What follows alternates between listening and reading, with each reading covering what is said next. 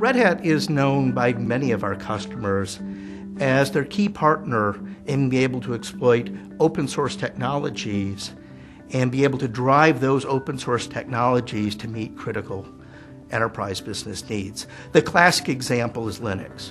Red Hat Enterprise Linux allows people to deploy a wide range of mission-critical applications in the enterprise data center.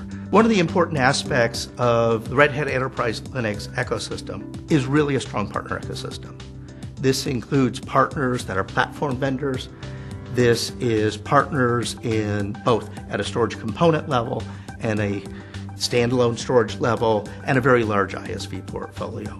Within this context, LSI is a valued partner, particularly because they're doing work at the silicon and semiconductor level, and then really allowing us to deliver incremental value, both in terms of cost and capabilities to our customers.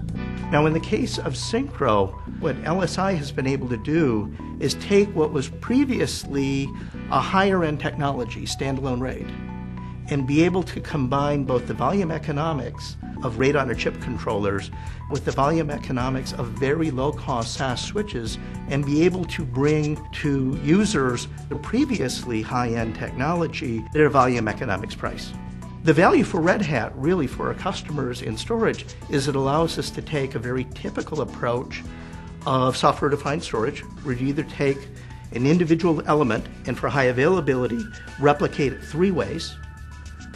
So if an individual disk fails, you still have a copy of the data. Or what we typically do with our Red Hat storage technology, replicate 2 ways with then a very low-cost RAID on a chip. But by Syncro, rather than maintaining 2 copies of the data and then the cost of the disks, we're able to have a single copy of that data. What has typically been a multiplier of 2.4 to 3 times usable storage to what you have to acquire allows us to bring that into 1.2, so substantial cost savings for our customers. This technology will allow us to have lower cost offerings for classic HA enabled by both RHEL and the RHEL HA failover technology. We actually see a few use cases.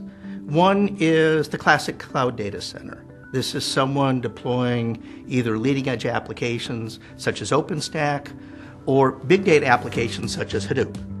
Syncro will allow us to take, for example, 64 nodes, structure them as 32 pairs of nodes, where each node both delivers its data but can serve as a hot standby of additional data, therefore providing high availability. That ability to be able to deliver high availability without having to buy the disk twice is really a compelling aspect of software-defined storage. Another use case that we've been considering is distributed branch offices. This is a slightly different example where the desire is to be able to have some local computing, but be able to do so at the smallest possible footprint. So this is an interesting example where we can combine Red Hat's virtualization technology, RHEL KVM, delivered in, for example, Red Hat's enterprise virtualization technology. We can host on top of that our Red Hat storage software-defined storage technology, and below that, in a 2-node configuration, very low-cost storage. So what that allows us to do in a very small footprint is have high availability virtualization, high availability storage, and yet have both only 2 servers and a very small amount of storage. So it's very cost effective for branch office configurations such as banks, retail stores, and others.